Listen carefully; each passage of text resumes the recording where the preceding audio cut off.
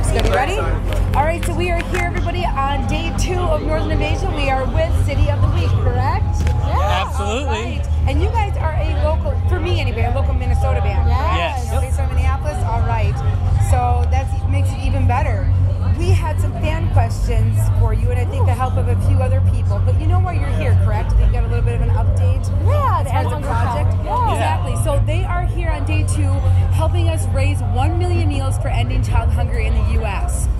And your interview alone is helping to raise 1,500. Oh, That's what I'm talking about. That is what you are doing. So, knowing what the project's about, because you could have said, we're too busy. I mean, Northern Invasion is really busy today, but you didn't. What was it about the project that you decided to say, we'll be a part of it, we'll do this? Because it's a little bit different than most of them. Well, I think anytime, we all agree collectively, anytime we're doing something for the greater good and helping other people, you can't really turn down an opportunity like that.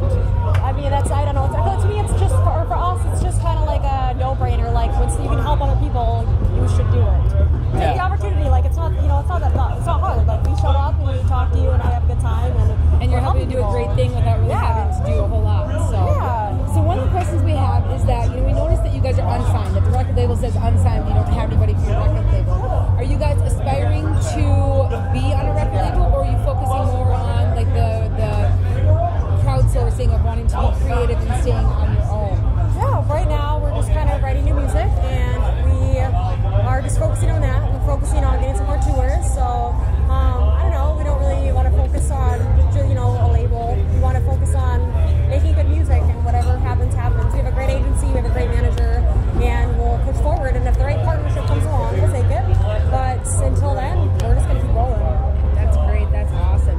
So, and I've been noticing this the more interviews I've been doing. Again, this goes with the whole being you guys being from Minneapolis, which I'm in Minnesota. So, how does your band fit into the local Minneapolis scene? And what I mean with that is obviously you're more metal.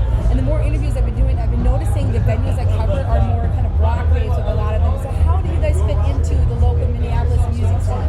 Yeah, I mean, when we started, we started about 4 years ago in Minneapolis. We were brand new to the scene, so we just kind of played whatever show we could find, and a lot of them were more metal based, just because we were younger, we were teenagers, and that's just kind of what a lot of more teenagers do or did at the time.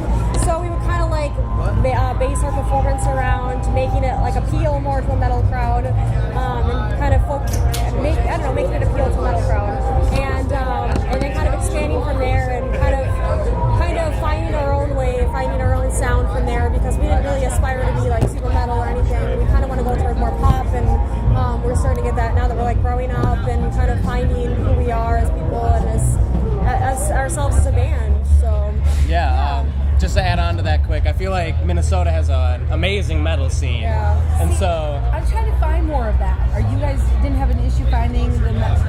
yeah, not if you look in the right places, it is definitely there. So it has like a we played this metal what was it called? Metal Meltdown at Mill City Nights. That's right. Last summer, and it was packed. Like, I mean, that's what capped like 1,000 room, and it was like packed. Like, there was so many people. Like, metal is definitely alive, and there's lots of really great metal shows that go on. I guess I can see because I covered the 93X Battle of the Bands, which was at Mill City Nights for Northern Invasion, so that's where they held it. So I guess I can kind of see it there, but maybe depending on the venues, like you're saying. Yeah, Mill City's great for metal. The other Caboose has awesome metal shows. First Ave has some good ones as well. Like, can't go wrong with First Ave. Getting back to the Minnesota metal scene is awesome, and so when we were coming up, playing a lot of metal shows, and like Steph had said, I feel like we bring the energy of metal, but the easy listening of a more pop rock group. So we're bringing that uniqueness to the scene. I feel like easy to listen to, anyone can get into, but just crazy energy. So a couple more questions for you before we end it, because everybody's time is precious. So one of them is more geared towards you, and it's what is it like as a woman being in a metal band? It's kind of a two-part. That and have you run into any of those stereotypes? I don't know how much I can say in camera, but the whole show me your I mean, have you run into any of those nasty stereotypes, and what's it like for you in a metal band? I mean, sometimes, there's always people who don't understand or whatever. I just brush it off. I don't make a big deal out of it. Some people do. I just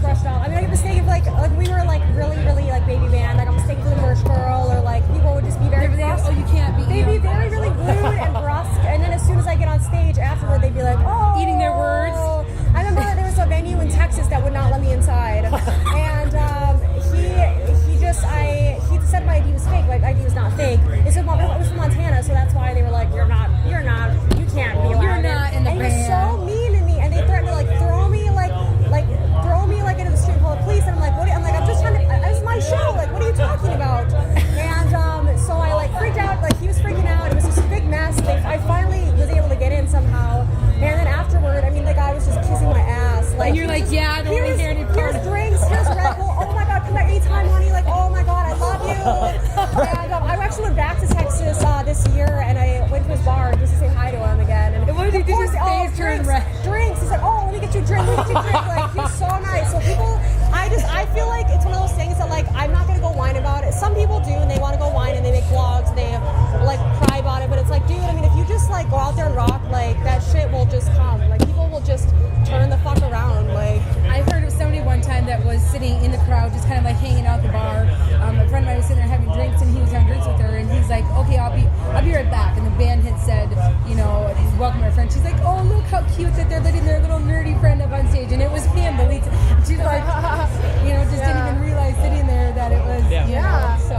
that shit happens. You know? Musicians are all different. They're all weird. We're all kind of kooky, and everybody's got their own thing. And So our last question for you that we ask everybody, no matter if it's a national band, local band, whoever, which has been very successful for keeping the project going, is that anytime I do an interview, think of like the Ice Bucket Challenge. So you get to nominate 3 musicians or bands in the industry that you're going to call out to do an interview, same as you did. They're going to say, you know what, you need to do it. So if you could think of 3 people, maybe one for each, that you'd say, we're going to do this. yeah. Who we're going to call out? Okay, I'm gonna call out Cold Kingdom. Have you had them yet? Cold King was nominated, and we're trying to make it work. So they're gonna do it. They were nominated like 5 times. Oh, he said. I'm gonna nominate Harakiri. You hear that, Jordan? I'm nominating you. Who? Harakiri. They're a local band. We're super great friends with. St. Alright, Paul, there we go. our old bass player. I don't think I've got them yet for local music. So Yeah. okay, here, grab another one. Who else? Has Vaudeville done it? Vaudeville did it yesterday.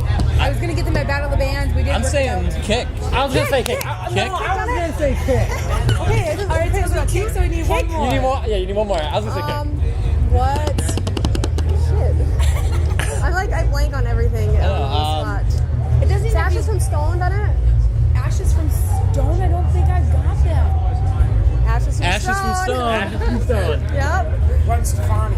When Gwen Stefani. Stefani. Yeah. Okay. Dope. Let's make that one happen. Hell yeah. All right, so we've got our 3 bands. This is day 2, and we were with City of the Week, local Minneapolis band. Please thank them for giving us 15 minutes of their time to help end child hunger, and make sure you support local bands. Every band started out somewhere. Thanks, guys. Thank you.